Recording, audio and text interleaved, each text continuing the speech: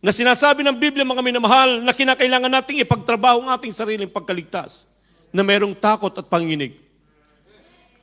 Unawain natin ang halaga ng kaligtasan, mga minamahal. Salvation is the greatest matter of importance. Paano natin ito pinapahalagahan, mga minamahal? Praise God. Dapat kinakailangan, mga minamahal, tayo po ay matapat naglilingkod sa ating mahal na Panginoon.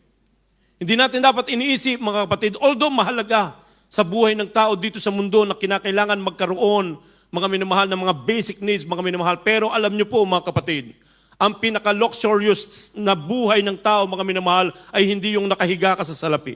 Hindi yung marami kang bank account. Hindi yung marami kang ATM, mga minamahal, praise God. Hallelujah. Anong pinaka-luxurious, mga minamahal, na buhay ng tao? Yung ikaw ay meron pong contentment.